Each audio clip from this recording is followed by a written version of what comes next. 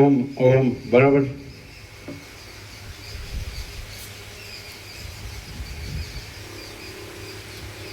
ઓમ બરાબર કે વાત ઘેરો. ઓમ બરાબર બરાબર.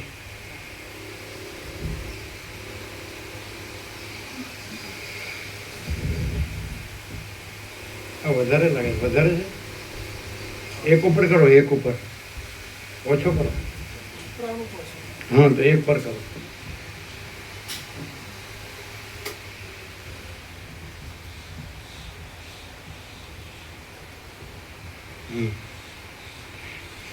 એક છે ને એટલે ઓછો ઓછામાં.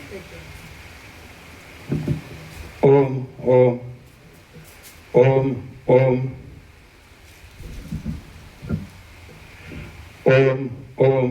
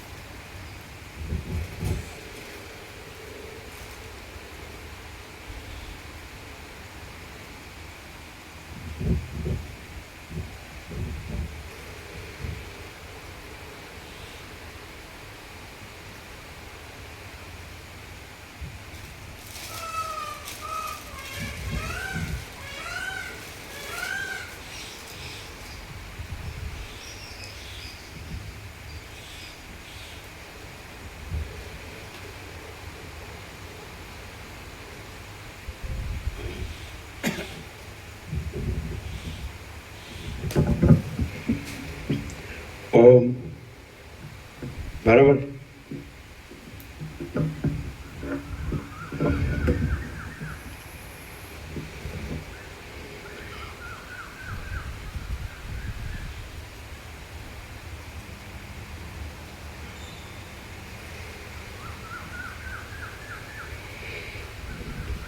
परम चिदाकाश, परम ज्योति, अखंड ज्योति,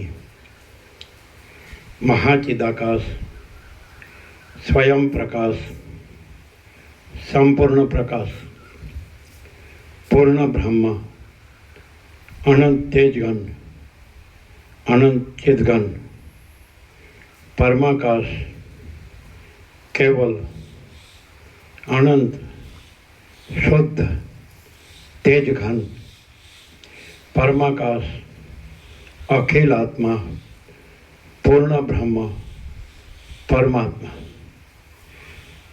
परम चिदाकाश, परम ज्योति, अखंड ज्योति, अनंत पूर्ण, परम चिदाकाश, परम शांति, स्वयं सिद्ध, स्वयं प्रकाश, स्वयं पूर्ण, स्वस्वरूप, यही सब कुछ है, इसके सिवा कुछ नहीं है।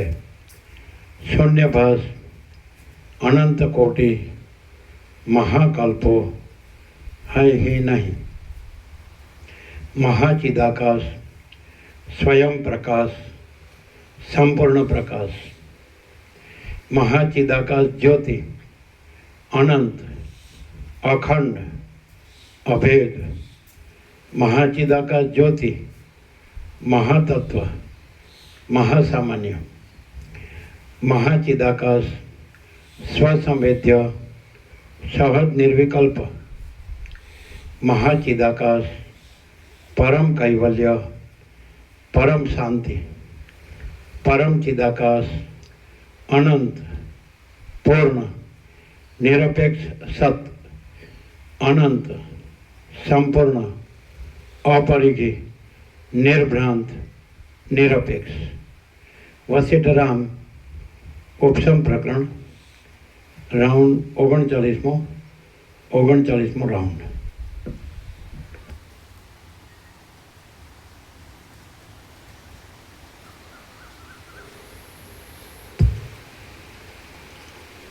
આદ્ય પરબ્રહ્મ સદગુરુ દેવ કી જય. ઓમ શ્રી પરમાત્મને નમઃ. શ્રી યોગ વાસિષ્ઠ મહારામાયણ ઉપશમ પ્રકરણ સર્ગ 48મો. ગાધીએ ફરીને પણ તપાસ કરી અને વિષ્ણુએ સઘળી માયા છે એવો નિશ્ચય કરાવ્યો. આ 48મા સર્ગમાં ગાધીએ કીર દેશના નગરમાં જઈ તે નગરને જોયું. તેથી ગાધીને આશ્ચર્ય થયું અને ગાધીએ તપથી પ્રસન્ન કરેલા વિષ્ણુએ સઘળું માયા છે એમ કહ્યું.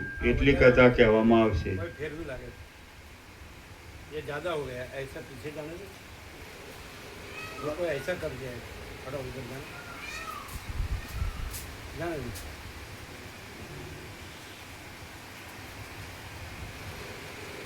બરોબર લાગે જો સરકાર ડિસ્ટન્સ સરખું લાગે આગળ પાછળ કે સમાન બધું. चलो बोलो ये थोड़ा आगे किया कोई आने जाने वाला ये सब बहु અહીંયા આવે જાય ને બધા. ગાધી બોલ્યો, સ્વગત. કમળોના ગર્ભોના જેવી કોમળ ચામડીવાળી. એના નીચે ટિપ્પણી છે. બાહ્ય વસ્તુઓના દર્શનથી મોહ પામેલા એ ગાધીને ભગવાન મૂર્તિનું દર્શન થતાં પણ તે ઉપર પ્રેમ ન થયો અને કોઈ જાતનો યોગ્ય વિચાર પણ ન આવ્યો, પરંતુ પોતે અનુભવેલા સ્ત્રી આદિ પદાર્થોમાં જ તેનું ચિત્ત ભમ્યું. તેથી મનમાં બોલે છે. ગાંધી બોલ્યો, સ્વગત. કમળોના ગર્ભોના જેવી કોમળ ચામડીવાળી, પીગળેલા સોનાના જેવા વર્ણોવાળી અને ચંચળ નીલકમળોના જેવા સુંદર નેત્રોવાળી આ દેશની વેશ્યાઓ પણ એની એ જ છે. ચંદ્રના કિરણોના પિંડા જેવા ધોળા અને જળના સ્થિર ધોધોના જેવા તથા કાસડાઓના પુષ્પોના સમૂહ જેવા લાગતા આ એના એ ચામરો છે.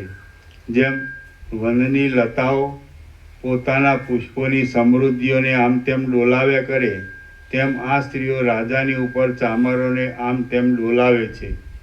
પોતાના દંતશૂળોથી દિશાઓની ભીંતોને પણ તોડી શકે એવા અને જાણે સંકલ્પ અનુસાર ફળો આપનારા વૃક્ષોવાળા મેરુ પર્વતના શિખરો હોય એવા આ મદોન્મદ હાથીઓ પણ એના એ જ છે.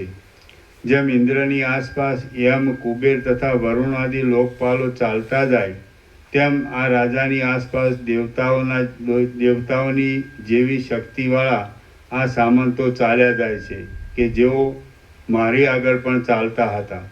સઘળી વસ્તુઓના સમૂહોથી ભરેલી કલ્પવૃક્ષોની લતાઓની કુંજો જેવી રમણીય અને ધારેલા સઘળા સુખોને આપનારી આ એની એ જ ઘરોની હારો છે. આ કીર દેશનું રાજ્ય છે કે જે મેં પૂર્વે ભોગવ્યું હતું તે આજ બીજા જન્મના ચરિત્રની પેટે ન સંભવે એવી રીતે મને પ્રત્યક્ષ થયેલું છે. ખરી વાત છે, પૂર્વે જે મને સ્વપ્ન જેવું જોવામાં આવ્યું હતું તે આજ જાગ્રતના પદાર્થ રૂપ થઈને મારી આગળ ખડું થયું છે. સમજી શકાતું નથી કે આ માયા શા કારણથી પ્રગટ થઈને આ રીતે દેખાય છે. અહો, જેમ ઝાડ પક્ષીને પરવશ કરી નાખે છે, તેમ મને આ મનના લાંબા અને વધતા જતા મોહે પરવશ કરી નાખ્યો છે. હાય ધિક્કાર, બહુ ભૂંડું થાય છે. જેમ વાસનાથી પરવશ થયેલું બાળકનું મન મોટા મોટા ભ્રમોના સમૂહને દેખે, તેમ વાસનાથી ખરાબ થયેલું મારું મૂઢ મન પણ મોટા મોટા ભ્રમોના સમૂહને દેખે છે. હા, હવે મને સંપૂર્ણ સ્મરણ પ્રાપ્ત થયું અને પ્રાપ્ત થયું તે બહુ સારું થયું. આ મોટી માયા મને એક ચક્રને ધરનારા વિષ્ણુ ભગવાને દેખાડી છે. હવે હું પર્વતની ગુફામાં રહીને એવો પ્રયત્ન કરીશ કે જેથી આ દુષ્ટ ભ્રમના કારણને જાણીશ. વશિષ્ઠ બોલ્યા, હે રામ. ગાધી બ્રાહ્મણ એ પ્રમાણે વિચાર કરીને તે નગરમાંથી નીકળ્યો અને એક પર્વતની ગુફામાં જઈને ત્યાં શાંતિ પામેલા સિંહની જેમ રહ્યો. ત્યાં રહી વિષ્ણુને પ્રસન્ન કરવા સારું એ મહાતેજસ્વી ગાધીએ 1.5 વર્ષ સુધી તપ કર્યું અને તેટલા સમયમાં તે નિત્ય એક અંજલિ માત્ર પાણી પીને જ રહ્યો.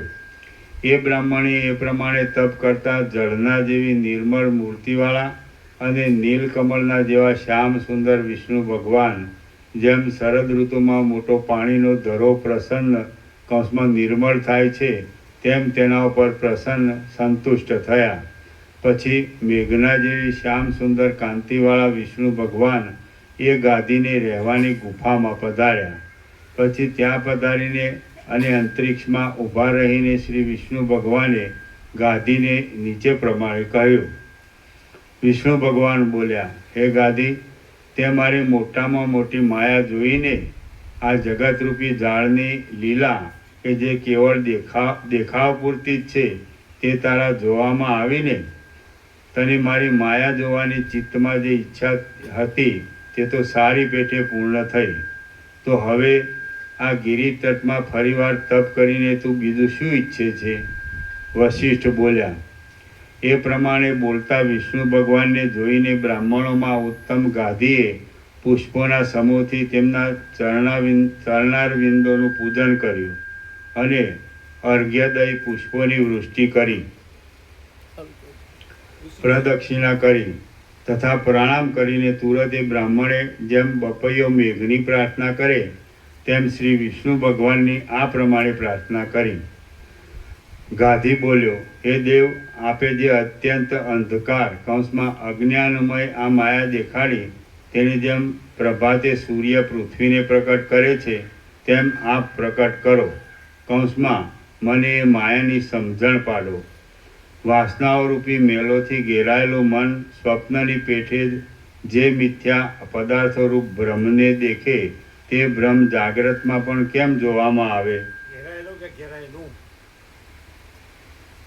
મેલોથી ઘેરાયેલું. તમે લો બોલ્યા, લો ન બોલ્યા?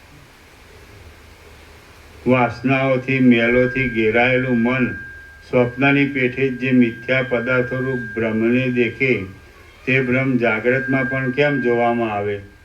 હે નિર્બળ સ્વરૂપમાં રહેનારા પ્રભુ, મને જળની અંદર સ્વપ્ન જેવો જે બ્રહ્મ બે ઘડીવાર જોવામાં આવ્યો તે બ્રહ્મ પાછો પ્રત્યક્ષપણાને કેમ પ્રાપ્ત થયો? મને જે ચાંડાળપણાની ભ્રાંતિ થઈ હતી તે ભ્રાંતિએ કરેલા કાળની લંબાઈ, ટૂંકાઈ અને શરીરના જન્મ મરણો મારા મનની અંદર જ નહીં રહેતા બહાર પણ કેમ થયા? વિષ્ણુ ભગવાન બોલ્યા, હે ગાદી, તત્વને નહીં જાણનારા અને પોતાનામાં રહેલા વાસનાઓ રૂપી રોગને પકડાયેલા ચિત્તનું જ એ રૂપ છે કે જે મોટા જગતના ભ્રમ રૂપે તારા જોવામાં આવે છે. એ સગળું ચિત્તનું જ રૂપ છે, માટે બહાર પણ નથી, અંદર પણ નથી, લાંબુ પણ નથી અને ટૂંકું પણ નથી. આ આકાશ, પર્વતો, સમુદ્રો, પૃથ્વી તથા દિશાઓ આદિ જે જગત જોવામાં આવે છે તે કાંઈ પણ બહાર નથી, પરંતુ જેમ અંકુરમાં જ પાંદડાઓનો સમૂહ હોય છે તેમ સઘળું ચિત્તમાંથી જ છે. જેમ ફળ આદિ પદાર્થો અંકુરમાંથી જ બહાર પ્રકટ થાય છે તેમ પૃથ્વી આદિ પદાર્થો ચિત્તમાંથી જ બહાર પ્રકટ થાય છે. જેમ વાસ્તવિક રીતે પાંદડા અને ફળ આદિ પદાર્થો અંકુરમાં જ થાય છે પણ અંકુરની બહાર કદી નથી, તેમ વાસ્તવિક રીતે પૃથ્વી આદિ પદાર્થો ચિત્તમાં જ છે પણ ચિત્તની બહાર કદી નથી. જેમ કુંભાર ઘડાને બનાવે છે અને ફોડી પણ નાખે છે તેમ ચિત્ત જ આ જગતને બનાવે છે અને નષ્ટ પણ કરી નાખે છે.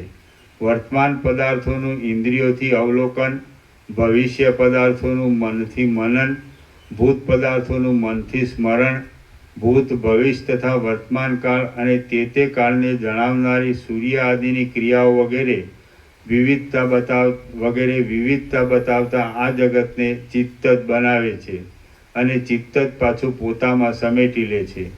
સ્વપ્નથી થયેલા ભ્રમોમાં, મદના વેગથી થયેલા ભ્રમોમાં, રાગ કૌંસમાં પ્રેમથી થયેલા ભ્રમોમાં અને રોગ આદિથી થયેલા ભ્રમોમાં સઘળા પદાર્થોને ચિત્ત જ બનાવે છે અને ચિત્ત જ પાછું સમેટી લે છે. અને એ વાત બાળકથી તે વૃદ્ધ સુધીના સઘળા માણસોના અનુભવમાં પણ છે. જેમ મૂળથી પૃથ્વીનું ગ્રહણ કરીને રહેલા ઝાડમાં લાખો ફળો અને લાખો પુષ્પો રહે છે તેમ વાસનાઓનું ગ્રહણ કરીને રહેલા ચિત્તમાં લાખો વૃત્તાંતો રહે છે. જેમ પૃથ્વીમાંથી ઉખેડી ગયેલા ઝાડમાં ફરીવાર પાંદડા થતા નથી, તેમ વાસનાઓથી રહિત થયેલા ચિત્તમાં ફરીવાર જન્મ મરણ આદિ થતા નથી.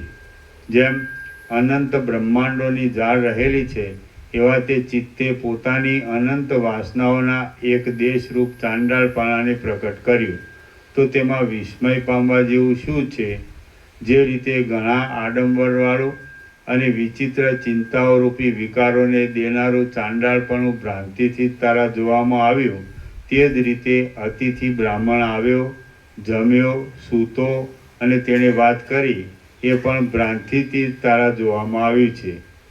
હું મારા સ્થાનમાંથી ઉઠીને માર્ગમાં ચાલ્યો જાઉં છું. હું ભૂતમંડળ નામના દેશમાં આવ્યો છું. આ ભૂતમંડળ દેશના માણસો છે અને આ ભૂતમંડળ દેશના ગામો છે. એ ભ્રમ પણ તે જ રીતે તારા જોવામાં આવે છે. આ કટંજ નામના ચાંડાળનું જૂનું તૂટી ગયેલું ઘર છે અને લોકો આ કટંજનું ઘર છે એમ કહે છે. એ ભ્રમ પણ તે જ રીતે તારા જોવામાં આવ્યો છે. હું કીર દેશની રાજધાનીમાં આવ્યો છું અને કીર દેશના લોકોએ રાજા થયેલા ચાંડાળનું વૃત્તાંત મારી પાસે કહ્યું. એ ભ્રમ પણ તે જ રીતે ભ્રાંતિથી જ તારા જોવામાં આવ્યો છે. એ બ્રાહ્મણોમાં ઉત્તમ, જેને તું સાચું ગણે છે અને જેને તું ખોટું ગણે છે, તે પણ સઘળી મોહજાળ જ તારા જોવામાં આવી છે. વાસનાઓથી ઘેરાયેલું ચિત્ત પોતાની અંદર શું ન દેખે, એ કાંઈ કહી શકાતું નથી. કેમ કે એક વર્ષે કરી શકાય એવું કામ પણ સ્વપ્નમાં ક્ષણ માત્રથી સિદ્ધ થયેલું ચિત્તના જોવામાં આવે છે. એ મહાબુદ્ધિમાન ગાદી અતિથિ પણ ન હતો, ભૂતમંડળ નામનો દેશ પણ ન હતો, કીર નામનો દેશ પણ ન હતો અને કીર દેશની તે રાજધાની પણ ન હતી. એ સઘળું કેવળ મોહથી જ તારા જોવામાં આવ્યું છે.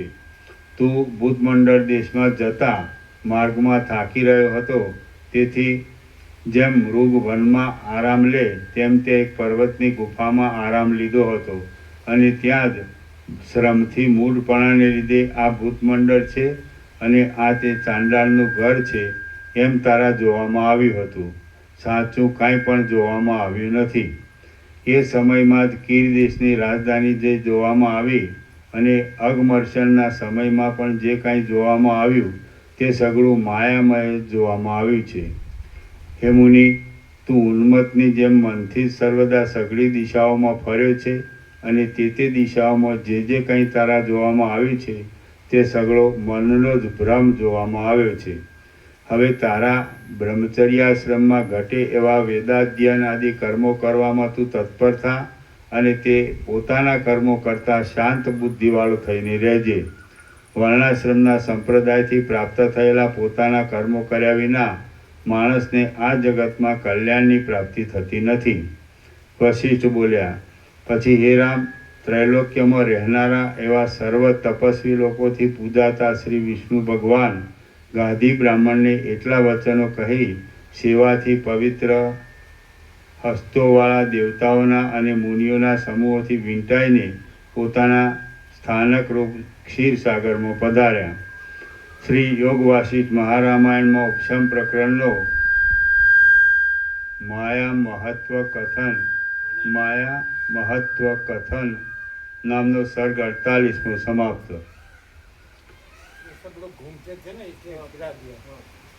સર્ગ 49મો. ગાદી બ્રાહ્મણ જીવન મુક્ત થયો. આખ્યાનની સમાપ્તિ. આ 49મા સર્ગમાં गादी ब्राह्मण भूतमंडल देश में तथा जिसमें आवाज आता है उसको बाहर कर देंगे. कौन सा अंदर है?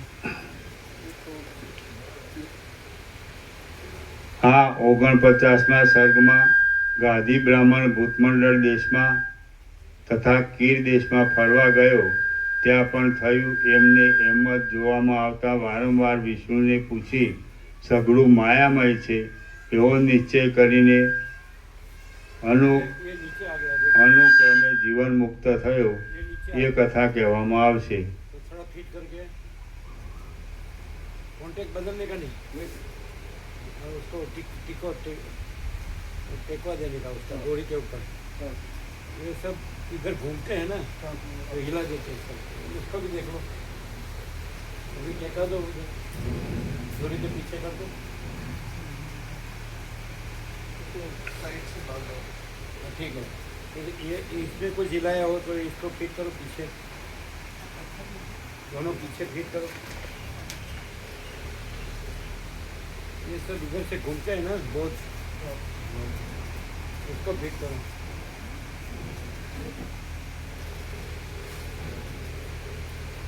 भूल गई क्या दोनों? ठीक है, चलो बोलो। વશિષ્ઠ બોલ્યા, હે રામ, વિષ્ણુ ભગવાન પધારી ગયા પછી જેમ આકાશમાં વાદળું ફરે તેમ ગાદી બ્રાહ્મણ પોતાના મોહનો વિચાર કરવાને માટે કૌંસમાં મેં જોયું હતું તે સાચું જોયું હતું કે વિષ્ણુના કહેવા પ્રમાણે સ્વપ્ન જેવું જ જોયું હતું?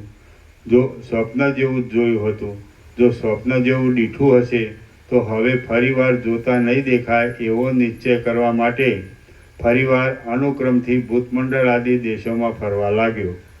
ફરી ફરીને જોતા ભૂતમંડળ આદિ દેશોમાં માણસોની મોઢેથી પોતાના ચાંડાળપણા આદિનું એ જ વૃત્તાંત સાંભળવામાં આવતા અને કેટલાયક ચિહ્નો ઉપરથી આગળની પેઠે જાણવામાં આવતા મૂંઝાયેલો તે ગાદી બ્રાહ્મણ વિષ્ણુના વચનોનું તાત્પર્ય સમજવા સારું ફરીવાર પર્વતની ગુફામાં રહીને વિષ્ણુનું આરાધન કરવા લાગ્યો. થોડો કાળ જતાં જ શ્રી વિષ્ણુ ભગવાન તેની પાસે પધાર્યા. કેમ કે એકવાર આરાધન કરવાથી જ પ્રભુ મિત્ર જેવા થઈ જાય છે. જેમ મેઘ મોરને દર્શન દે તેમ અત્યંત પ્રસન્ન થયેલા વિષ્ણુએ ગાદીને દર્શન દઈને કહ્યું કે વળી તું તપ કરીને શું માગે છે? એ પ્રમાણે વિષ્ણુના વચન સાંભળીને ગાદીએ નીચે પ્રમાણે જણાવ્યું. ગાદી બોલ્યો, હે પ્રભુ, હું 6 મહિના સુધી ફરીવાર પણ ભૂતમંડળ દેશમાં અને કીર દેશમાં ફર્યો, તો તેમ કરતાં પણ લોકોની વાતોમાં કે બીજા ચિહ્નોમાં પણ મારા વૃત્તાંત સંબંધી કશો ફેરફાર જોવામાં આવ્યો નહીં. આમ છતાં પણ આપે કહ્યું હતું કે ભૂતમંડળ દેશ આદિ સઘળું ભ્રાંતિથી તારા જોવામાં આવ્યું હતું, તો એ શી રીતે મનાય? ભ્રાંતિથી જોવામાં આવેલા પદાર્થો અવશ્ય બીજા કાળે ફેરફાર પામી જાય અને મારા જોયેલા પદાર્થો તો બીજા કાળે પણ ફેરફાર પામ્યા નહીં. માટે એ ભ્રાંતિ થઈ હતી એ કેમ ધારી શકાય? મહાત્માઓના વચનોથી તો મોહનો નાશ જ થવો જોઈએ, પણ મોહની વૃદ્ધિ ન થવી જોઈએ. પરંતુ આપના વચનથી તો ઉલટી મારા મોહની વૃદ્ધિ થઈ છે. વિષ્ણુ ભગવાન બોલ્યા, જેમ તારા ચિત્તમાં ચાંડાળની સ્થિતિ પ્રતિબિંબિત થયેલી છે તેમજ કાકતાલીય ન્યાયની રીતે ભૂતમંડળ દેશના તથા કીર દેશના સઘળા માણસોના મનમાં ચાંડાળની સ્થિતિ પ્રતિબિંબિત થયેલી છે. તેથી તેઓ તારા વૃત્તાંતને બરાબર રીતે કહે છે. જે મિથ્યા આભાસ થયો હોય તેનો જ્ઞાનથી બાદ થયા વિના નાશ થતો નથી. કોઈ ચાંડાળે ગામના સીમાડામાં ઘર રચ્યું હતું અને તે ભાગી તૂટી ગયું હતું કે જે તારા જોવામાં આવ્યું અને જેમાં તે પ્રવેશ કર્યો. કોઈ સમયે કાકતાલીય ન્યાય પ્રમાણે ઘણા માણસોને એક પ્રકારનો આભાસ પણ થાય છે. કેમ કે મનની ગતિ વિચિત્ર છે. જેમ નિદ્રાની પેઠે ભ્રાંતિ આપનારા મદ્યપાનથી બગડી ગયેલા ચિત્તવાળાઓને સઘળી રીતે સઘળી દિશાઓ ઘૂમતી જોવામાં આવે છે, તેમ ઘણા માણસો કોઈ સમયે એક પ્રકારના સ્વપ્નને દેખે છે. એ વાત આપણા જોવામાં આવે છે. જેમ વનની લીલા ખડવાળી એક જ જગ્યામાં ઘણા મૃગો રમે છે, તેમ રેતી આદિથી બનાવેલા ઢગલાને ઘર માનવા રૂપી એક જ ભ્રાંતિમાં ઘણા બાળકો રમે છે. એ વાત પણ આપણા જોવામાં આવે છે. વધ, બંધ, પરાજય તથા પલાયન આદિ ઘણા પ્રકારના પ્રારબ્ધના ફળો સૌને મળવાના હોય ત્યારે યોદ્ધાઓ આદિ ઘણા લોકો એકી વખતે જય, લાભ તથા ભોગ આદિ તુલ્ય પ્રયોજનોની ભ્રાંતિથી યુદ્ધાદિમાં યત્ન કરે છે. એ પણ આપણા જોવામાં આવે છે. હે ગાદી, જો જગત એ એક જાતની મનની જ કલ્પના હોય તો કોઈ કાળમાં અમુક ધાન્યના છોડવાઓનો નાશ થાય છે અને અમુક ધાન્યોના છોડવાઓનો ઉદય થાય છે. એવી કાળની વ્યવસ્થા રહેવી જોઈએ નહીં, પણ મનની કલ્પનાથી સર્વકાળમાં સર્વ થવું જોઈએ એવી શંકા પણ તારે રાખવી નહીં, કારણ કે એ કાળ પણ એક જાતનો મનથી જ કલ્પાયેલો પદાર્થ છે. સૂર્યની ક્રિયાને જોઈને મનથી જ ઋતુ તથા મહિના આદિની દ્રઢ કલ્પના કરી લેવામાં આવી છે. કલ્પિત કાળના અધિષ્ઠાનભૂત જે આત્મા છે તે તો સર્વદા પોતાના સ્વરૂપમાં જ રહે છે, એટલે તે કોઈનો પ્રતિબંધ પણ કરતો નથી અને કોઈનો ઉદય પણ કરતો નથી. જે વાસ્તવિક અખંડ કાળ છે તે આત્મા જ છે એમ વિદ્વાનોએ નિશ્ચય કર્યો છે, અને તે આત્મા કદી કોઈનું કાંઈ લેતો પણ નથી અને મૂકતો પણ નથી. વર્ષો, કલ્પો અને યુગો ઇત્યાદિરૂપ જે આ લૌકિક કાળ છે તે તો સૂર્ય આદિ ગ્રહોની ગતિઓ પરથી કલ્પાયેલો છે, અને તે ઉપરથી પદાર્થોના પ્રતિબંધો અને ઉદય કલ્પાયેલા છે.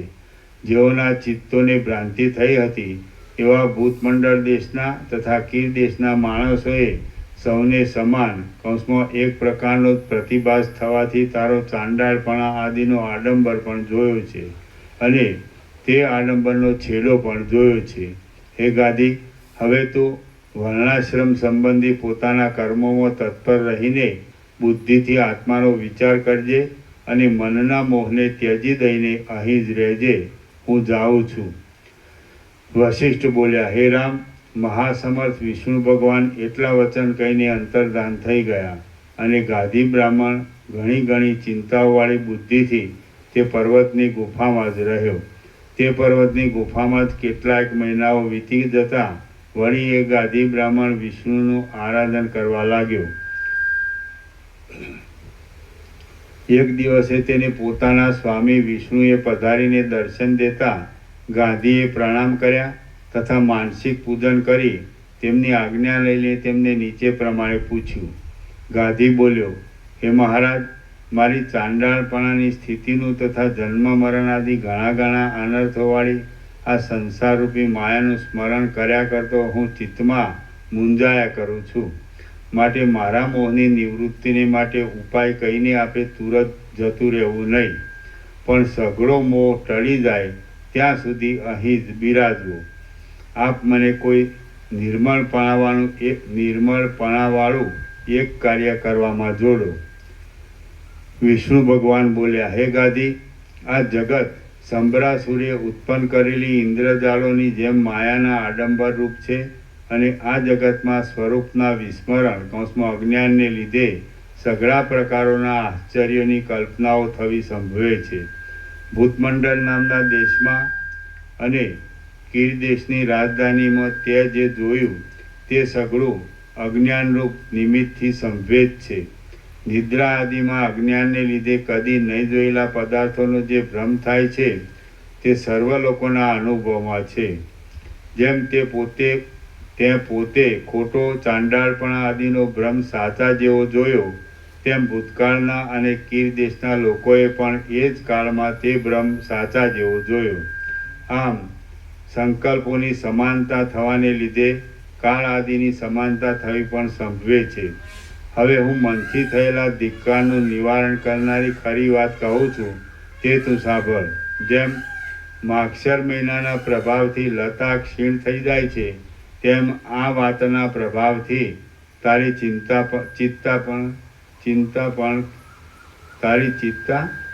ક્ષીણ થઈ જશે. આ વાતના પ્રભાવથી તારી ચિંતા ક્ષીણ થઈ જશે.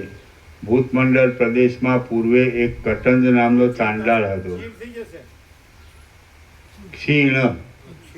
હા, તેમ તારી ચિંતા ક્ષીણ થઈ જશે. ભૂતમંડળ દેશમાં પૂર્વે એક કટંજ નામનો ચાંડાળ હતો. તે તારા જોવામાં આવેલા જેવા જ સઘળા આકારવાળો હતો. એ ચાંડાળ તે જોયેલી રીતિ પ્રમાણે જ કુટુંબથી રહિત થઈને કીર દેશમાં ગયો હતો. કીર દેશનો રાજા થયો હતો, અને પછી તેણે અગ્નિમાં પ્રવેશ કર્યો હતો. વળી તું જળની અંદર ડૂબ્યો હતો ત્યારે તારા ચિત્તમાં જે કટંજ રૂપે રહેવાનો ભ્રાંતિરૂપ આભાસ થયો હતો તે કેવળ મારા સંકલ્પને લીધે જ થયો હતો. ચિત્ત જેમ કોઈ સમયે જોયેલા અને અનુભવેલા પદાર્થને બિલકુલ ભૂલી જાય છે, તેમ કોઈ સમયે નહીં જોયેલા પદાર્થની ભ્રાંતિને પણ પ્રાપ્ત થાય છે.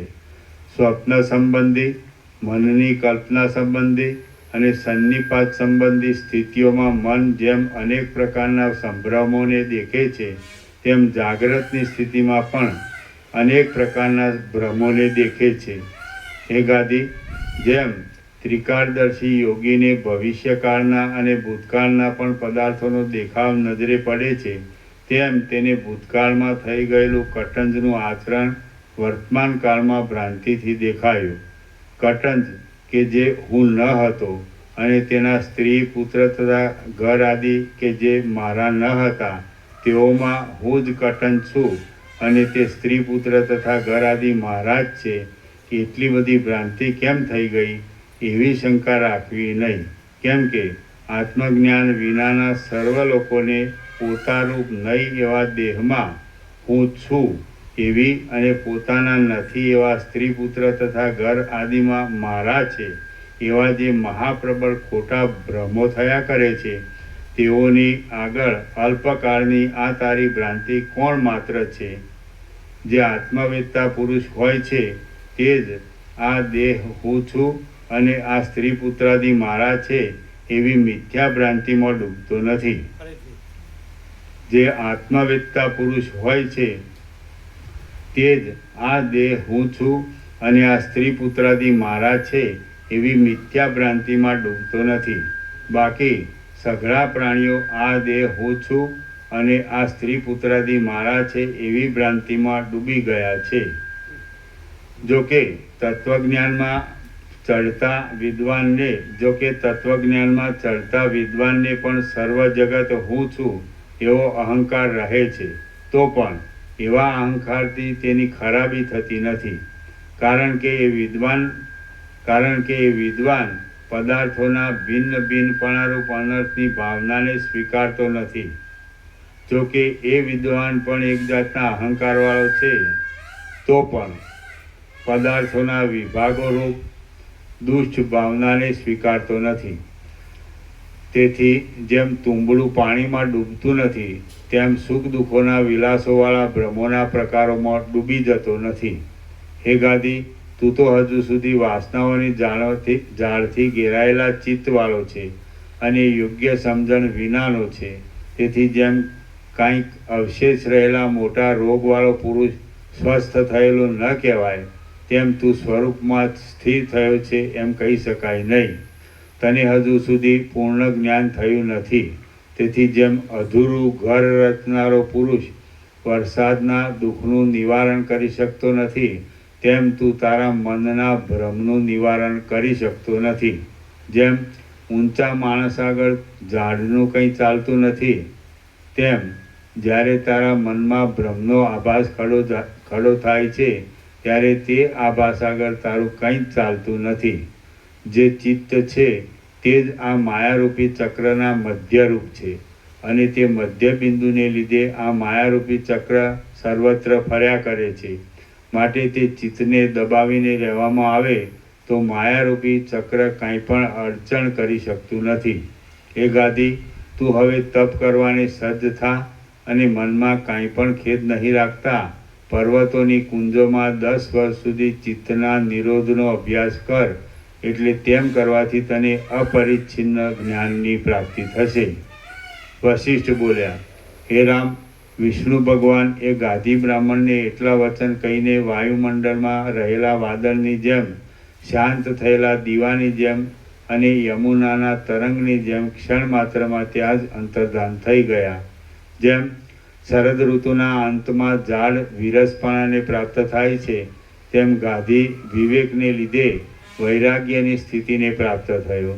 ભ્રમણ કર્યા કરતાં ભ્રમણના બોજાથી રહિત થયેલી બુદ્ધિવાળો એ ગાદી પોતાને પૂર્વે જોવામાં આવેલી પ્રારબ્ધના ફળરૂપી અયોગ્ય ચાંડાળપણા આદિની વિચિત્ર ચેષ્ટાને ધીરે ધીરે ધિક્કારવા લાગ્યો.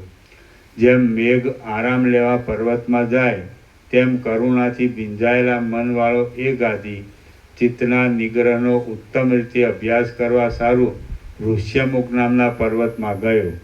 ત્યાં જઈ સઘળા સંકલ્પોનો ત્યાગ કરીને તેણે 10 વર્ષ સુધી તપ કર્યું અને તેથી તેને જ્ઞાનની પ્રાપ્તિ થઈ.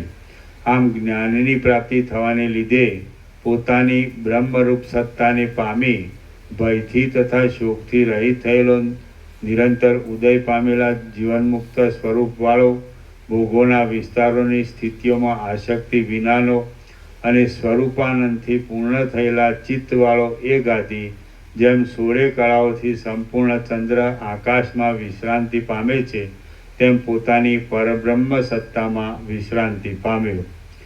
શ્રી યોગ વાસિષ્ઠ મહારામાયણમાં ઉપશમ પ્રકરણનો ગાદીની જ્ઞાન પ્રાપ્તિ નામનો સર્ગ 49મો સમાપ્ત. સર્ગ 50મો. ચિત્ત જયોપાય, જ્ઞાન મહાત્મ્ય અને ચિત્તની ચંચળતાથી થતા દોષોનું વર્ણન. આ 50મા સર્ગમાં ચિત્તને દબાવવાના ઉપાયો, જ્ઞાનનું ઉત્તમ મહાત્મ્ય અને ચિત્તની પુષ્ટતાથી થતા દોષો કહેવામાં આવશે. વશિષ્ઠ બોલ્યા, હે રઘુનંદન, આ રીતે પરમાત્મામાં રહેલી આ માયા અત્યંત વિસ્તીર્ણ છે, માંડ જાણી શકાય એવી છે અને મહામોહમયી છે. 4 ઘડીવાર થયેલા સ્વપ્ન જેવા ભ્રમથી જોવાપણું ક્યાં અને અનેક વર્ષો સુધી ચાંડાળપણાથી ભોગવાયેલા રાજ્યનો ભ્રમ ક્યાં? ભ્રમથી દેખાવું તે ક્યાં અને પ્રત્યક્ષ દેખાવું તે ક્યાં? અસત્યપણું ક્યાં અને તેનું પાછું સાચું પરિણામ થવું એ ક્યાં? હે રામ, માટે હું કહું છું કે આ વિષમ માયા અસાવધાન મનવાળા પુરુષને નિસંશય નિત્ય પ્રત્યેક દિવસે સંકટમાં જોડી દે છે. રામ બોલ્યા, હે મહારાજ, આ પ્રમાણે આ માયારૂપી ચક્ર કે જે મોટા વેગથી ચાલ્યા કરે છે અને જેમ અવયવો છેદાવાથી શરીરને દુઃખ થાય તેમ પરમાત્માને આ માયાચક્ર મર્યાદામાં મૂકી દેતું હોવાથી તેને દુઃખ થયા કરે છે. તેને રોકવાનો કયો ઉપાય છે? વશિષ્ઠ બોલ્યા, હે રામ, જે આ ચિત્ત છે તેને જ આધારે સર્વદા ફર્યા કરતા અને ભ્રમ આપનારા સંસાર નામના માયારૂપી ચક્રનું નાભિ કેન્દ્ર પણ તે ચિત્ત જ છે એમ સમજો. પુરુષ પ્રયત્ન કરીને બુદ્ધિ વડે એ ચિત્તરૂપી કેન્દ્રને તુરત રોકી લેવામાં આવે તો માયારૂપી ચક્ર પોતાનું કેન્દ્ર અટકી જવાને લીધે ભ્રમણ કરતું અટકી જાય છે. જેમ દોરાથી વીંટાયેલા કેન્દ્રવાળું ચક્ર તર્જની આંગળીથી દોરો પકડવાથી કેન્દ્ર રોકાઈ જતાં ભ્રમણ કરતું નથી, તેમ ચિત્તરૂપી કેન્દ્રવાળું સંસારરૂપી ચક્ર ચિત્ત રોકાઈ જતાં ભ્રમણ કરતું નથી. હે રામ, તમે ચક્રથી યુદ્ધ કરવામાં એકા છો, માટે કેમ નહીં સમજો કે કેન્દ્રને રોકી દેવાથી જ ચક્ર વશ થાય છે, કેન્દ્રને રોક્યા વિના વશ થતું નથી. માટે ચિત્તરૂપી કેન્દ્રને યત્નથી થોભાવી રાખીને આ સંસારરૂપી ચક્રને ભમતું અટકાવી દો. સંસારરૂપી ચક્ર જ ભ્રમણ કરીને આત્માને તે યોનિઓમાં નાખી દે છે. આ ચિત્તનો નિરોધ કરવારૂપી યુક્તિ નહીં કરવાથી આત્માને અનંત દુઃખની પ્રાપ્તિ થાય છે અને આ યુક્તિ કરવામાં આવે તો સઘળું દુઃખ ક્ષણ માત્રમાં નષ્ટ થઈ જાય છે એમ નિસંશય સમજો. કેવળ ચિત્તને દબાવવારૂપ મહાન ઔષધ વિના બીજો ગમે એવો પ્રયત્ન કરવામાં આવે તો પણ સંસારરૂપી મહારોગ શાંત થાય એમ નથી. હે રામ, માટે તીર્થ, દાન તથા તપ ઇત્યાદિ ક્રિયાઓને છોડી દઈને પરમ કલ્યાણની પ્રાપ્તિને અર્થે ચિત્તને જ વશ કરો. જેમ ઘડાનું આકાશ ઘડાની અંદર જ રહે છે તેમ સંસાર ચિત્તની અંદર જ રહે છે. જેમ ઘડાનો નાશ થઈ જાય તો ઘડાનું આકાશ રહેતું નથી, તેમ ચિત્તનો નાશ થઈ જાય તો સંસાર રહેતો નથી. ચિત્તરૂપી ઘડાની અંદર જ રહેલું, અનેક જન્મ મરણોથી ભરેલું અને અનાદિ આ સંસારરૂપી જે આકાશ છે તેનો ચિત્તના નાશથી નાશ કરી નાખીને તમારા સ્વરૂપભૂત અતુલ બ્રહ્મરૂપી આકાશમાં પ્રવેશ કરો.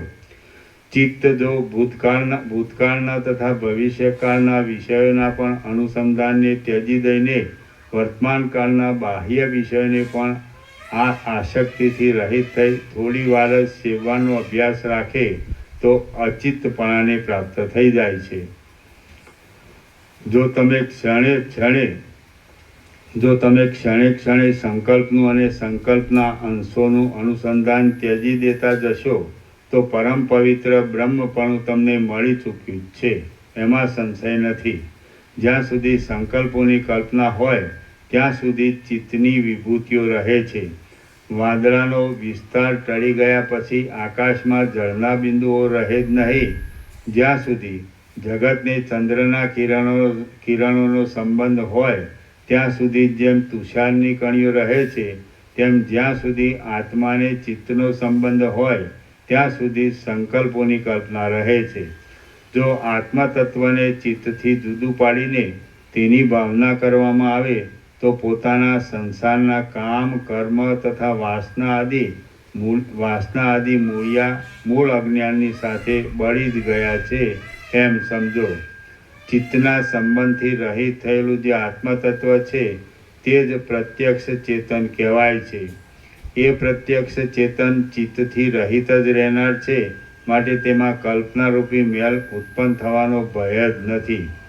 જે સ્થિતિમાં આ અભાગ્યું મન રહે નહીં તે જ સ્થિતિ સાચી છે, તે જ સ્થિતિ પરમાનંદ છે, તે જ સ્થિતિ પરમાત્માની સ્વભાવભૂત અવસ્થા છે, તે જ સ્થિતિ સર્વને પ્રકાશ આપનારા ચૈતન્યરૂપ છે અને તે જ સ્થિતિ પરમાર્થ દ્રષ્ટિરૂપ છે. જ્યાં સ્મશાન હોય ત્યાં કાગડાઓ જેમ સર્વદા હાજર રહે છે, તેમ જ્યાં ચિત્ત હોય ત્યાં આશાઓ અને સુખ દુઃખો સર્વદા હાજર જ રહે છે.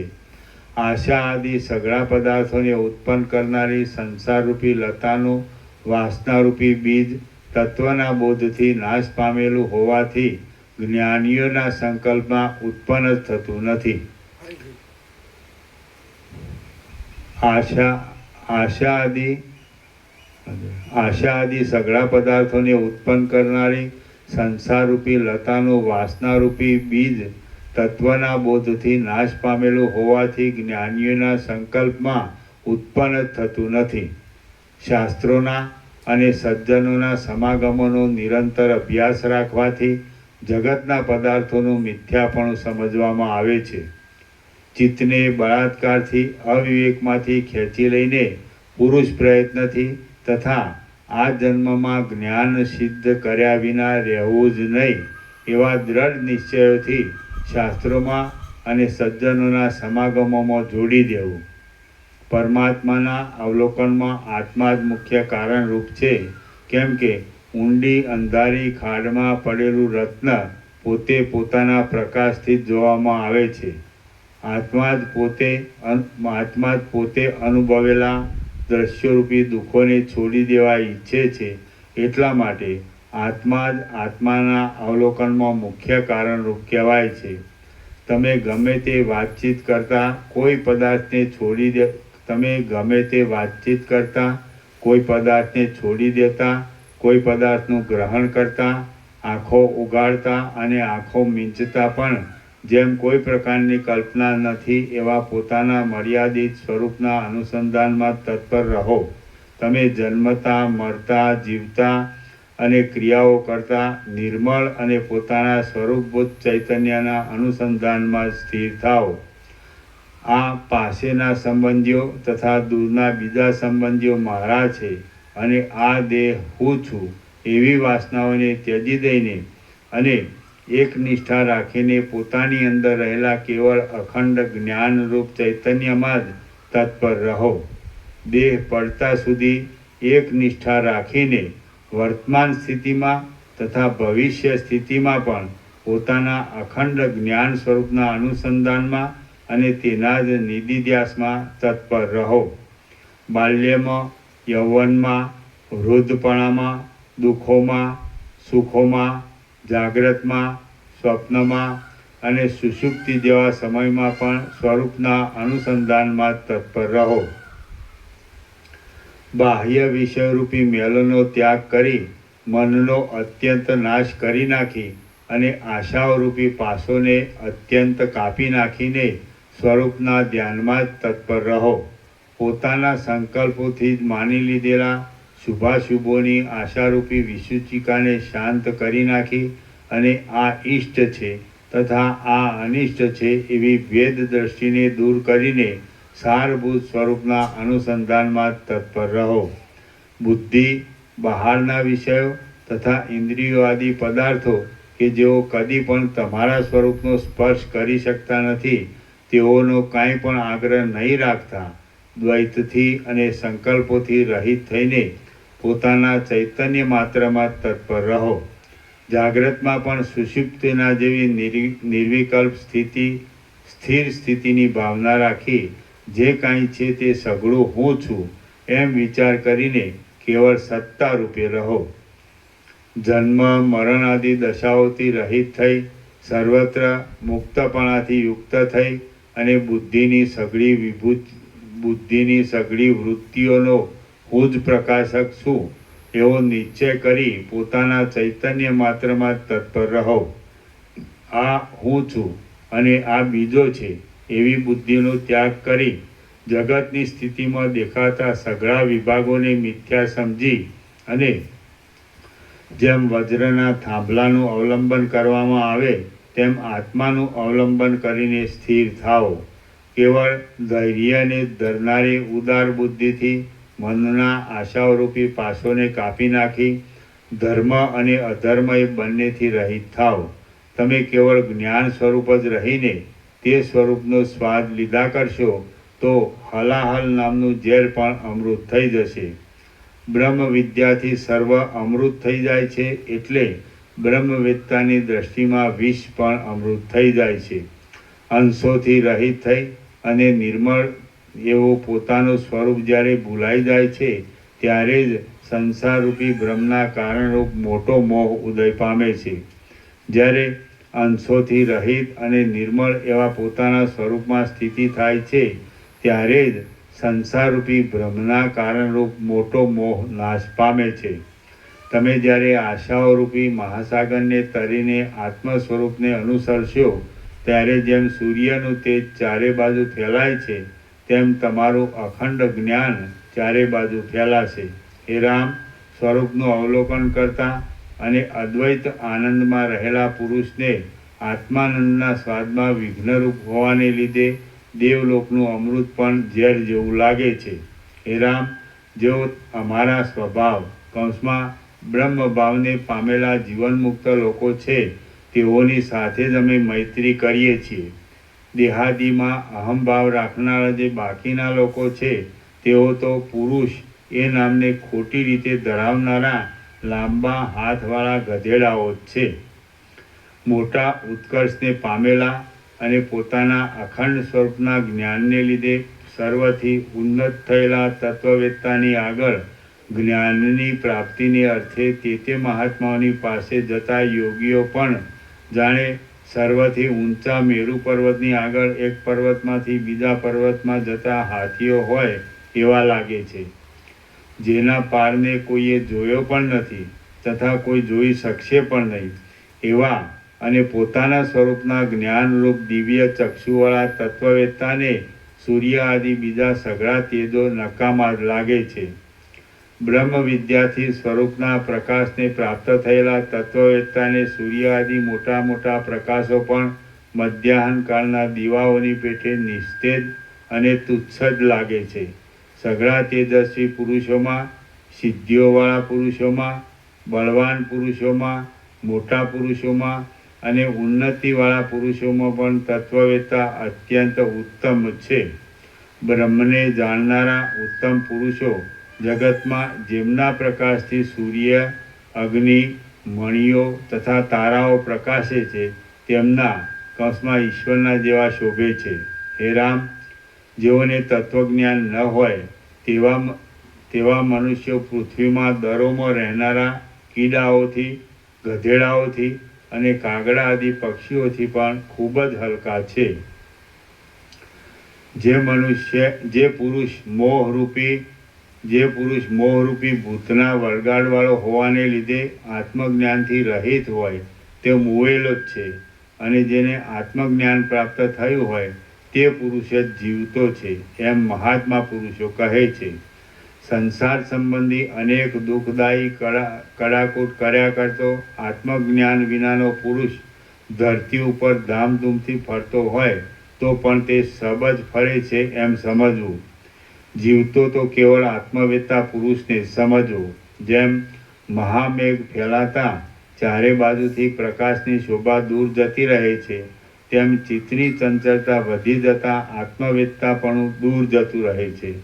પ્રાપ્ત થયેલા વિષયોના ભોગોના તિરસ્કારથી અને નહીં પ્રાપ્ત થયેલા વિષયોની તૃષ્ણાઓના ત્યાગથી સમજુ પુરુષે મનને ધીરે ધીરે કાળે કરીને સુકાઈ ગયેલા પાંદડાના જેવું દુર્બળ કરી નાખવું. ઇન્દ્રિય તથા દેહાદિ અનાત્મ પદાર્થોમાં હું છું એવી ભાવના રાખવાથી, દેહના પોષણની અત્યંત ઈચ્છા રાખવાથી અને પુત્રોમાં, સ્ત્રીઓમાં તથા કુટુંબોમાં મમતા રાખવાથી ચિત્તની ચંચળતા વધી જાય છે. અહંકાર વધવાથી સ્ત્રી, પુત્ર તથા ધન આદિ પદાર્થોમાં આસક્તિરૂપ મેલ રાખવાથી અને જે શરીર છે તે જ હું છું એવી ભાવના રાખવાથી ચિત્તની ચંચળતા વધી જાય છે. દેહમાં અહંભાવ કે જે જરા તથા મરણ આદિ અનેક દુઃખોને દેનાર છે, જે નકામો જ વધ્યા કરે છે અને કામ, ક્રોધ આદિ દોષોરૂપી સર્પોના કરંડિયારૂપ છે, તેથી ચિત્તની ચંચળતા વધી જાય છે. તે સંસાર, ચિંતા અને રોગને વધારનારો હોવાથી સ્થિર અને મનોહર છે એમ વિશ્વાસ થતાં, તેમજ અમુકથી લાભ છે અને અમુકથી હાનિ છે એવો વિશ્વાસ થતાં ચિત્તની ચંચળતા વધી જાય છે. સ્નેહ, ધનનો લોભ અને મણીઓનો તથા સ્ત્રીઓ આદિનો લોભ કે જેઓ ઉપર ટપકે જોતા રમણીય લાગે છે પણ પરિણામે દુઃખદાયી છે, તેથી ચિત્તની ચંચળતા વધી જાય છે. ચિત્તરૂપી સર્પ દુષ્ટ આશાઓરૂપી દૂધ પીને ભોગોરૂપી પવનના બળથી આશાની સગવડરૂપી સાંત્વના મળવાથી અને વિષયરૂપી ઉંદરોનો ચારો મળવાથી વધારે ચંચળ બની જાય છે. ચિત્તરૂપી સર્પ જવા આવવાના સ્વભાવવાળા અને તૃષ્ણારૂપી ઝેરથી દાહ તથા મૂર્છા આદિ કષ્ટોને આપનારા ભોગોના સેવનરૂપી પોતાના ભયંકર શરીરથી વધારે ચંચળ બની જાય છે. હે રામ, ચિત્તરૂપી ઝેરી ઝાડ પર્વત જેવડું મોટું છે. તે શરીરરૂપી ઊંડા ખાડામાં લાંબા કાળથી ઉગીને જામેલું છે. તે ચિંતાઓના સમૂહોરૂપ ઊંચી મંજરીઓવાળું છે. તે જરા, મરણ તથા વ્યાધિઓરૂપી ફળોના સમૂહોથી નમી રહેલું છે. તે વિષયોના ઉપભોગોરૂપી અનેક ખીલેલા ફૂલોવાળું છે. તે આશાઓરૂપી મોટી મોટી શાખાઓવાળું છે અને કલ્પનાઓરૂપી પાંદડાઓવાળું છે. તેને યત્ન કરી વિચારરૂપી દ્રઢ કરવત વડે કાપી નાખો. એક ક્ષત્રિયોમાં સિંહ તુલ્ય રામ, શરીરરૂપી દુષ્ટ વનમાં રહેલો ચિત્તરૂપી ઉગ્ર હાથી કે જે સંસારરૂપી પહાડના બહારના વિષયરૂપી એક શિખર ઉપર જ બેસનારો છે, એ પહાડની અંદરના સંકલ્પોરૂપી ગુફામાં બેસીને આરામ લઈ શકાતો નથી. સમદમ આદિ કમળવનોને કચરી નાખવા માટે તાકી રહ્યો છે. તે અત્યંત પ્રચંડ છે. સુખ દુઃખોરૂપી બે ગંડસ્થળવાળો છે. વિકારોરૂપી લાંબા દાંતોવાળો છે. ધૈર્ય આદિ માટીના પિંડાઓને ઉખેડીને ફેંકી નાખવારૂપી ખોતરવાની ક્રિયા કર્યા કરે છે અને જેના શાસ્ત્ર તથા અનુમાનરૂપી બે નેત્રો અવિવેકરૂપી મદથી ચકચૂર થઈ ગયા છે, તેને વિચાર શક્તિરૂપી નખોની અણીઓથી અત્યંત ક્ષીણ પંક્તિથી તોડી નાખો. હે રામ, આ પોતાના ચિત્તરૂપી કાગડો કે જે સ્ત્રીઓના ગુપ્ત ભાગો આદિ સ્મશાનોમાં સર્વદા આસક્ત રહેનારો છે. શરીરનું માંસ ખાઈને જાડો થયેલો છે. દુષ્ટ ક્રિયારૂપી લાંબી તથા કઠોર ચાંચવાળો છે. સ્વાર્થરૂપી એક જ આંખવાળો છે. પ્રબળ થયેલા અંધારા જેવો મલિન છે. બોજારૂપ છે. ભૂંડા કામ કરનારો છે. કઠોર શબ્દો કાઢનારો છે અને લાલચરૂપી વિષ્ટાઓની ગંધ આવતા જ તેઓના ઉપર ઝડપ મારનારો છે તેને શરીરરૂપી માળામાંથી દૂર કાઢી મૂકો કે જેથી સઘળા દોષોની શાંતિ થાય.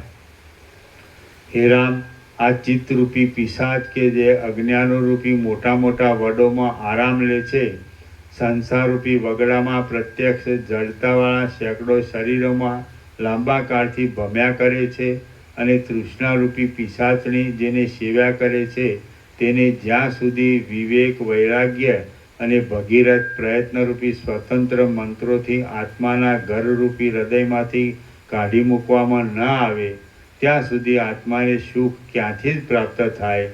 હે રામ, આ ચિત્તરૂપી મોટો સર્પ કે જે શુભ તથા અશુભ વૃત્તિઓરૂપી બે દાઢોવાળો છે, મનુષ્યોના સમૂહોને મારી નાખનારો છે, ચિંતારૂપી ઝેરવાળો છે, કાયારૂપી દુષ્ટ કાંચડીવાળો છે, નિરંતર પ્રાણીરૂપી સ્વચ્છ પવનનું ભક્ષણ કર્યા કરે છે, અનેક પ્રકારના ભયોને તથા મરણને આપનાર છે અને હૃદયરૂપી ખરાબ શિમળાના ઝાડની બખોલમાં રહેનાર છે, તેને આત્મારૂપી ગરુડના મંત્રોની અમોઘ શક્તિથી શાંત કરી નાખી સઘળા ભયને અત્યંત ત્યજી દઈને સંસારથી રહિત થાઓ. હે રામ, આ ચિત્તરૂપી ગીધ પક્ષી કે જે અમંગળ આકારવાળો છે, શરીરોરૂપી શબોના સમૂહનું નિરંતર સેવન કરનાર છે, દિશાઓમાં ભમી ભમીને રાત્રે થાકી જાય છે, તૃષ્ણાઓરૂપી મશાળોમાં વિહાર કરનાર છે, અપમાન, ભય તથા શોક આદિ કાગડાઓની ચાંચોના પ્રહારોથી વારંવાર ઘવાયા કરે છે, ભોગોરૂપી માસોની લાલચથી ચારે બાજુ ઝડપો માર્યા કરે છે, અધીર છે અને વધતી જતી તૃષ્ણાથી પોતાની ડોકને ઊંચીને ઊંચી રાખ્યા કરે છે, તે જો તમારા શરીરરૂપી ઝાડમાંથી ઉડી જાય તો તમને અવશ્ય જય મળે, એમાં લેશ પણ સંશય નથી. હે રામ, આ મનરૂપી મોટો વાંદરો કે જે આંખ તથા નાકરૂપી પુષ્પોવાળા, ભુજાઓરૂપી શાખાઓવાળા અને ચપળ આંગળીઓરૂપી પાંદડાઓવાળા દેહરૂપી ઝાડ ઉપર કૂદાકૂદ કરે છે, વગડાઓમાં તથા દેશ દેશમાં ભમ્યા કરે છે, વ્યાકુળ તથા ચંચળ અંગોવાળો છે, ફળોની લાલચ રાખ્યા કરે છે, જેમ એક જન્મભૂમિમાંથી બીજી જન્મભૂમિમાં જાય છે અને લોકોને સંસારરૂપી ગુફામાં પૂરી મૂકીને નાચ્યા કરે છે, તેને અંદર ને અંદર મારી નાખો કે જેથી મુક્તિની પ્રાપ્તિ થાય. હે રામ, આ ચિત્તરૂપી અકાળ મેઘ કે જે સારા ફળોરૂપી ધાન્યના ક્ષયને વાસ્તે જ પડ્યા કરે છે, પોતાના બહિર્મુખ વૃત્તિરૂપી મોઢાના અગ્રમાં ચિદાભાસના પ્રકાશરૂપી વીજળીના ઝબકારાવાળો છે, અનર્થોના સમૂહરૂપી ધારાઓને વરસાવ્યા કરે છે, વાસનાઓરૂપી વંટોળિયાથી ખેંચાયા કરે છે અને હૃદયરૂપી આકાશમાં રહેલો છે, તેને સંકલ્પોની કલ્પનાઓના ત્યાગરૂપી ઉગ્ર મંત્રના પ્રભાવથી ઉત્સાહ રાખીને દૂર કરી નાખો અને જીવન મુક્તરૂપ મોટા ફળને પ્રાપ્ત થઈને સારી પેઠે સ્ફુટ થયેલા બ્રહ્મપણાવાળાને થાઓ.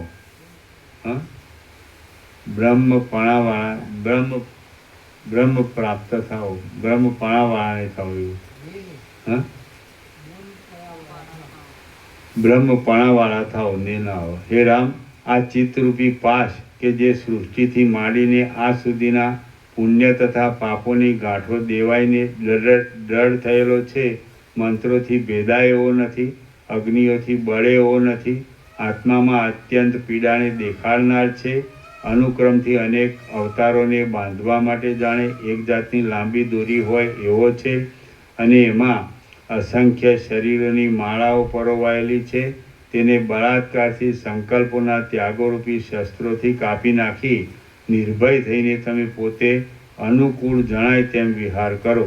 હે રામ, વિષયના માર્ગને મૂકીને બીજા માર્ગમાં જવાના આળસવાળો અને દેહરૂપી ગુફામાં ગુપ્ત રીતે રહેલો આ સંકલ્પરૂપી ભયંકર અજગર કે જે ક્રોધ આદિરૂપ ઝેરી ફૂંફાડાઓથી સંસારરૂપી અરણ્યમાં ચાલનારા સઘળા લોકોને બાળી નાખે છે, તેને સારી સારી સમજણ કેમે કરી ન મળે એવો છે. જેને સારી સમજણ કેમે કરી ન મળે એવો છે. અપાર ઝેરને ધરનાર છે, ભુવનોને સંતાપ આપનાર છે, અને વિષયરૂપી માંસને માટે તૃષ્ણારૂપી મોઢું ફાડીને પોતાના શરીરને ઉછાળ્યા કરે છે.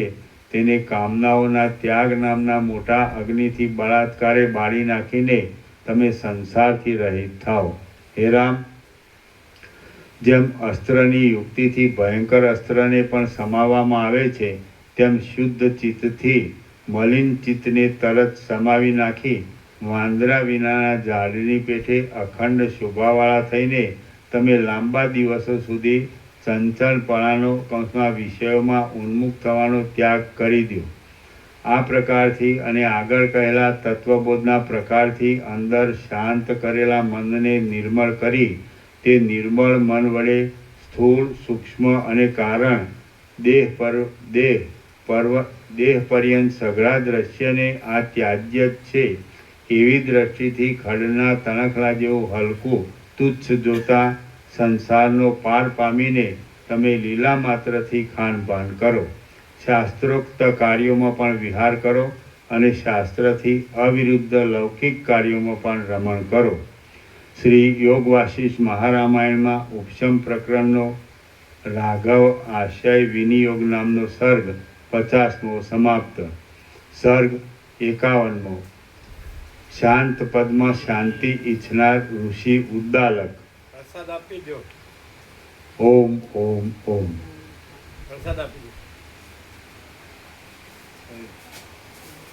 कोठड़ियों भरेगी. वो दिल्ली वाले चले गए क्या? वो था ना, वो क्या नाम, केतन को गए? वो कुछ बात करे थे आपसे, वो ऐसी शांति की बात कर रहे थे। क्या वो क्या ऐसे बोल रहे कि शांति है, अभी जाने का, फिर आऊँगा। फिर आऊँगा ऐसे बोले? शांति की क्या बात कर रहे थे? बोले शांति है, शांति, परम शांति। कहाँ? घर में?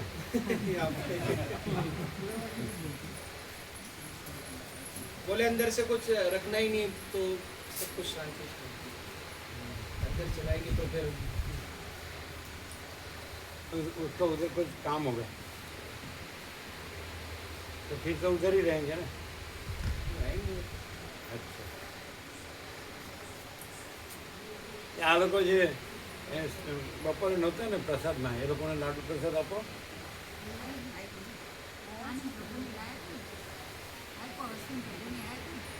લાડુ પ્રસાદ એટલે લાડુ પહોંચી ગયો, લાડુનો પગ આવ્યો કે આવી ગયો. કોણ આપી ગયું? કાકા પ્રભુ અને એ લોકો આપવા આવ્યા હતા.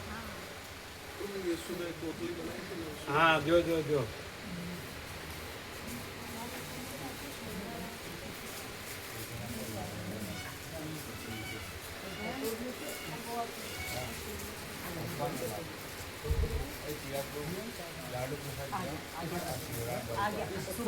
सबको सुबह में आया ना. શું છે? सिरप प्रसाद बनेगा. પડિયા દેવો. हाँ अच्छे पढ़िया में जाते हैं. પડિયા છે. हाँ लाया से पढ़िया भी नहीं. હા,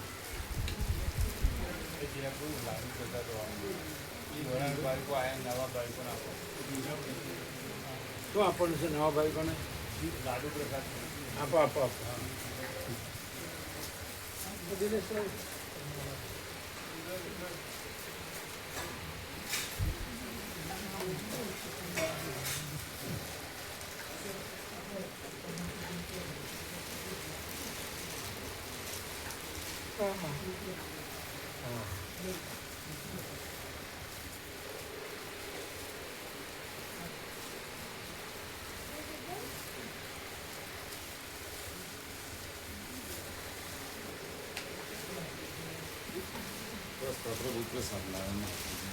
મોટા ભાઈજીને બધાને પ્રસાદ રૂપિયા આપો.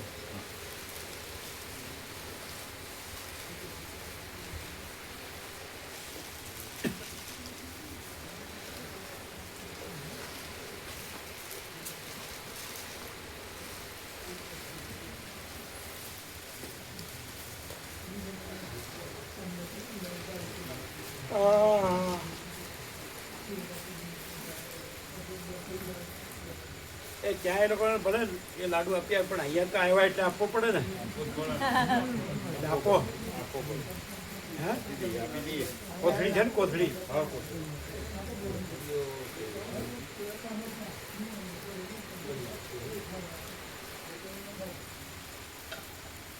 હા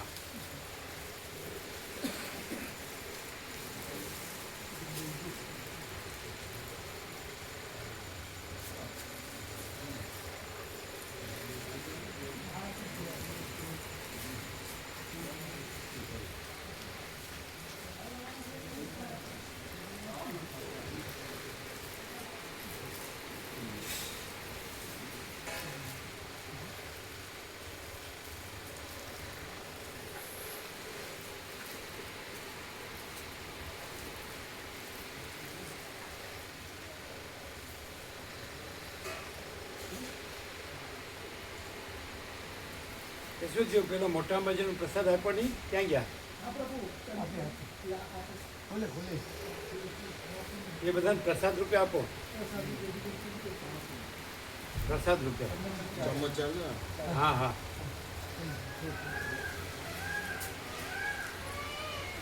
એમ કહેવાનું મોટા અંબાજીનો પ્રસાદ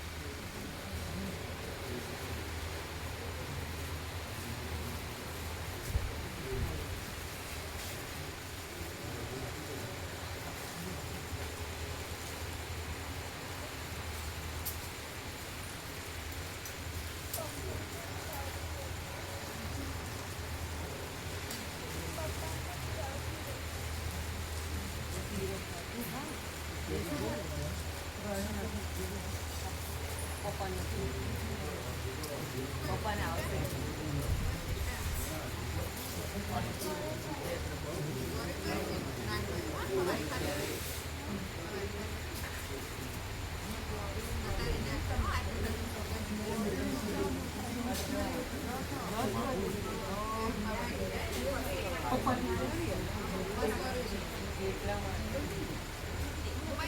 जो सुबह 22 मिनट जो डॉक्टर को नहीं थे ना वो लेकिन कोथड़ी नहीं है बोतल ही दिया ये हाँ जो डॉक्टर को नहीं थे उसको दो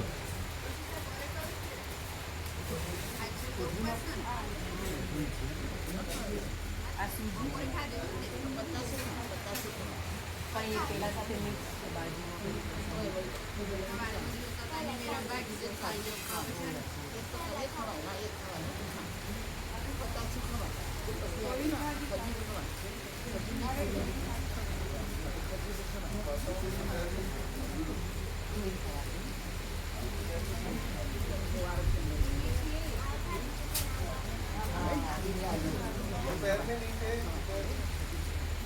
वो बाकी है वो नीचे है और पीछे बाकी है તમે લ્યો તમે લીધો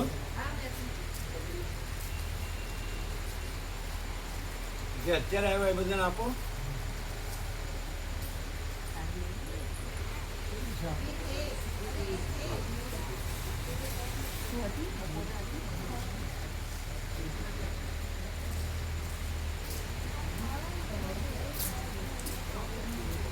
तो रोज आएंगे भाई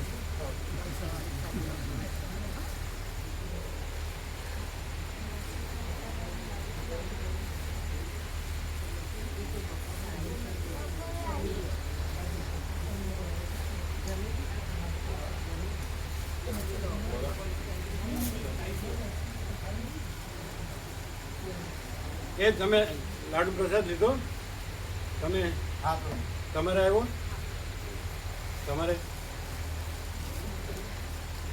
મોટા અંબાજીનો મૂકી દેવાનું એ તો જેમ આવે ભાવિકો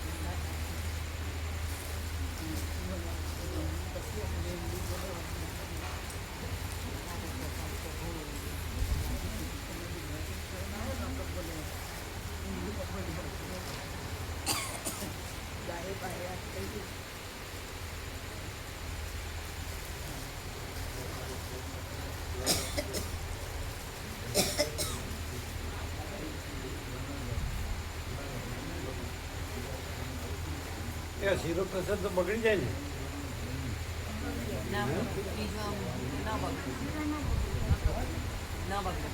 બગડે નહીં તો પછી ત્યાં લઈ જઈને બધાને વેચી દેવાનું વ્યાપક.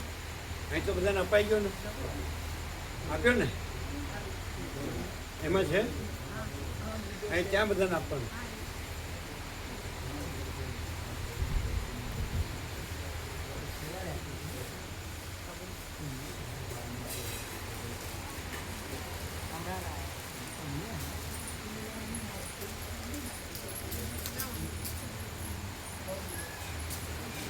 और शिरा प्रसाद तो वापस देते हैं ना, शिरा यहाँ नहीं रखने का, ये तो बिगड़ जाएगा.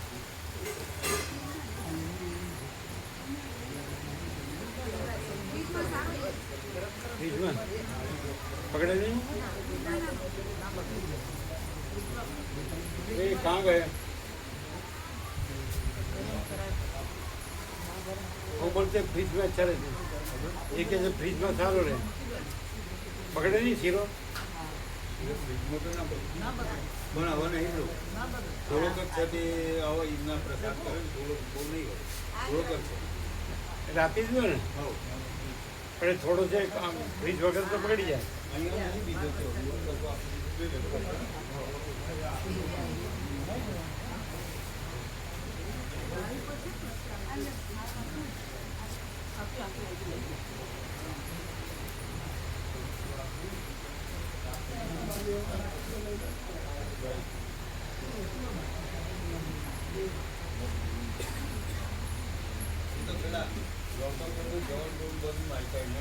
એ વિનોદ सब ले लो. हाँ ये ढाक देना सब.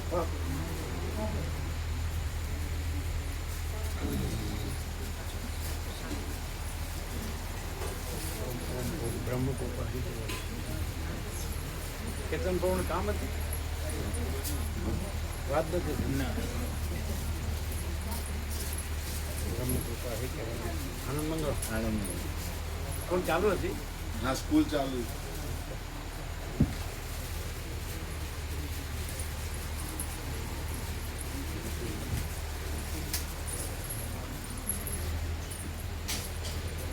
प्रसाद आते हो.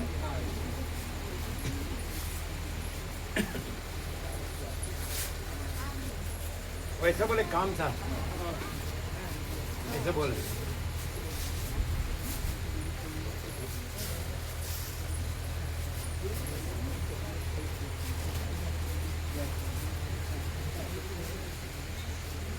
आज મનુપ્રભુ નહીં આવ્યા નહીં. બધાને કીધું ઈશ્વર પ્રભુ બધાને કીધું. મનુપ્રભુ આવ્યા. ઉદય પ્રભુ જનજી મળી તેની આવ્યો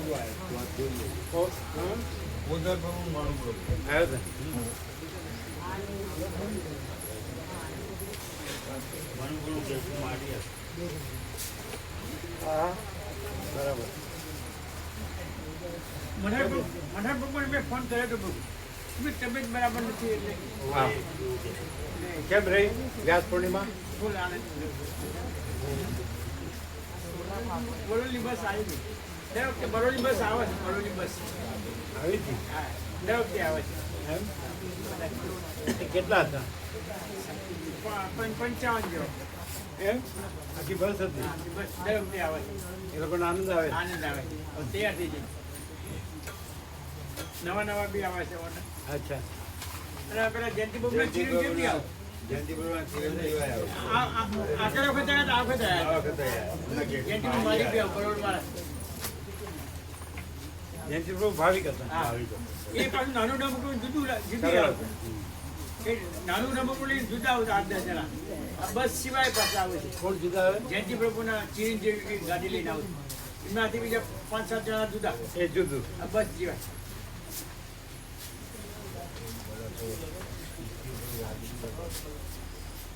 આ વસ્ત્રાપુરની યાત્રાની સેવા પ્રભુ પાછી હતી. આ સેવા આવી ગઈ છે વસ્ત્રાપ્રભુની. એમ રહી વ્યાસ પૂર્ણિમા. સંપૂર્ણ બહુ જ મસ્ત. આજનો પ્રકાશ કેવો હતો? સંપૂર્ણ પ્રકાર કેવળ પ્રકાશ. કેવળ હા. વસ્ત્રાપ્રભુની યાત્રાની સેવા આવી છે તો રાખીએ તમે લેવા આવ્યા? કાલ સવારે આવશે કે કીધું? હા. હા. તો શું કરવું છે? આ તો ગમે તે થાય ને, તકલીફ થાય પછી એને પાછું મૂકવા કોણ છે? હવે શરીર તો ઢીલું પડે છે. હા, શરીર ઢીલું છે. તો સેવા આપી દેજો ને. એવાના મનથી એ કાટપણ બતાવો, બાકી શરીર ઢીલું દેખાય. અહીંયા લાભ લેવો તો અહીં લેવાય. હા. પેલું શું છે, હા. એ બધું હરવા ફરવામાં એમાં તકલીફ થાય. પછી પ્રસાદ ને પાણી બદલાય ને બધું. પાણી બદલાય, જગ્યા બદલાય.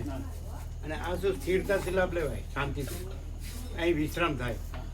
અને પેલું થોડું ચાલવું પડે ને. 292 ની સેવા આવી. તો કરો ફોન. અને 4 સેવા આમની ચાર બાકી છે. જૂની વાંસળી ચિરાગ પ્રભુને કીધું કેમ છે? આનંદ મંગળ. બ્રહ્મ કૃપા હે કેવલમ. બ્રહ્મ કૃપા હે કેવલમ. આનંદ મંગળ. એકદમ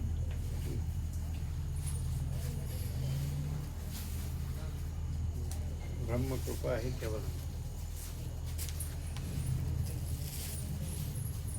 હા તો ફોન લગાડો. બ્રહ્મ કૃપા હિ કેવલમ.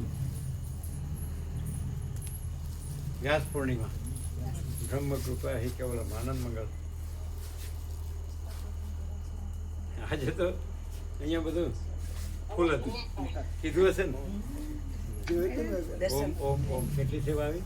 292. હા, 292 ની સેવા આવી ગઈ. 292 એટલે કેટલી બાકી? 8.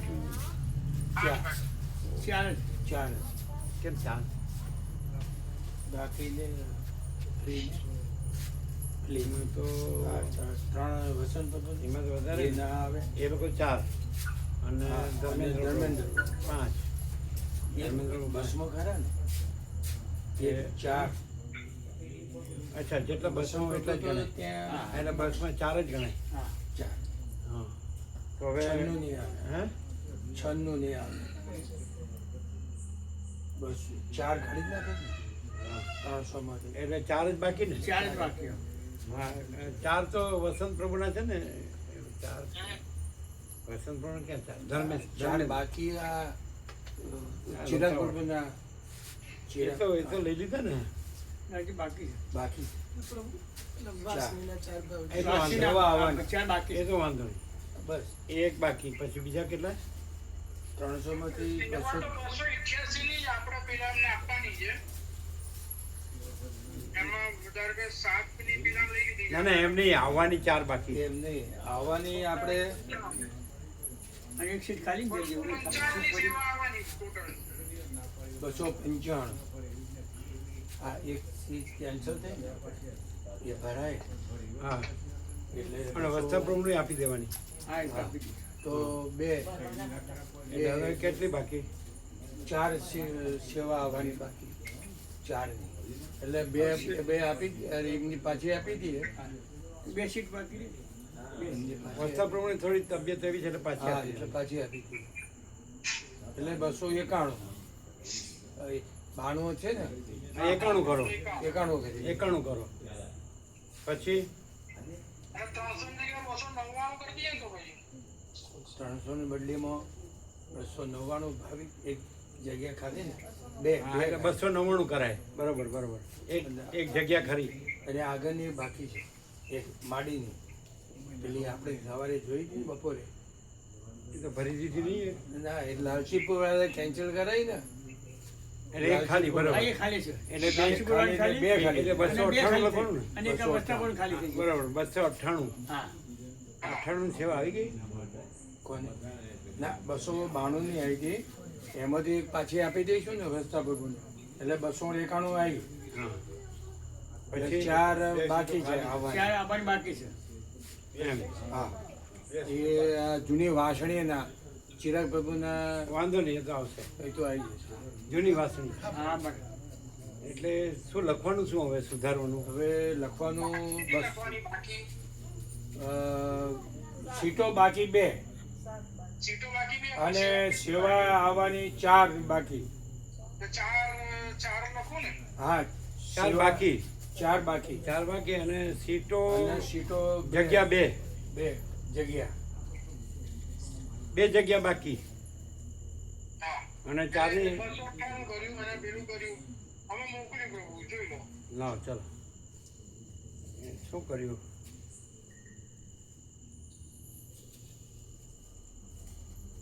એટલે વત્સપ પણ આપી દેજો, એમ કે તમે અહીં લાભ લેજો.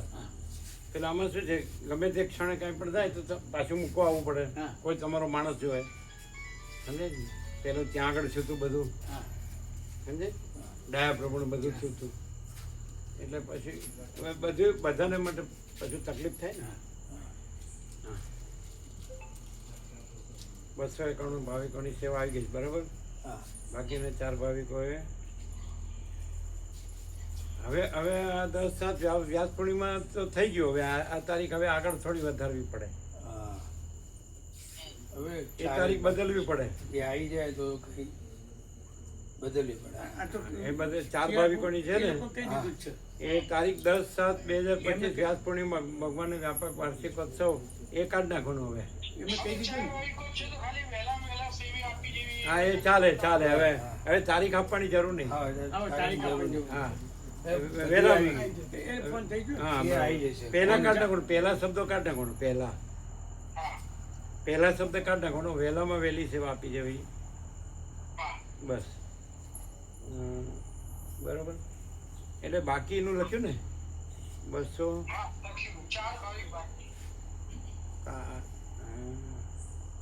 તો પછી 298 માંથી 291 ભાવિકોની સેવા આવી ગઈ છે, બરાબર? બાકીના 4 ભાવિકો વહેલા વહેલી સેવા આપી જાય, બરાબર છે? અને બાકી તો નથી લખ્યું, બાકી લખવું પડે ને. એ તો 298 ઉપર કરી દીધું ને. હા, 298 કરી દીધું, બરાબર. હા. એટલે એ બે તો પૂરી જાય તો 2 આવી એટલે હવે જાય. કેવું લાગે છે કે હવે જે બાળકો નામ નોંધાવશે એમનું નામ પેન્ડિંગ લિસ્ટ. હા, એ બરાબર. એટલે બરાબર છે ને? હા બરાબર. 298 ને 291 ને 4, બરાબર. હા. બરાબર. હા, બરાબર. બરાબર. અચ્છા. બ્રહ્મ કૃપા હિ કેવલમ આનંદ મંગલ, બરાબર. ઓમ.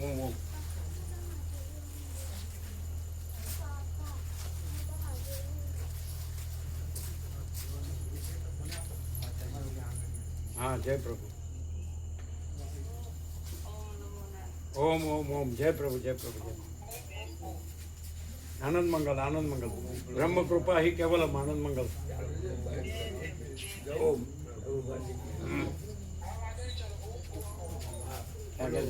ઓમ કરવા ભૂલી ગયા હતા ને. ઓમ કરવા ભૂલી ગયા. ઓમ. બધું આનંદ મંગળ. હા બધું આને મેઘરાજની મેર. નથી. અચ્છા, અહીં સાંજે અમિત છાટણા છે, ના અહીંયા તો નથી. અમૃત સિદ્ધિઓ ખાલી. ઓમ. ઓમ.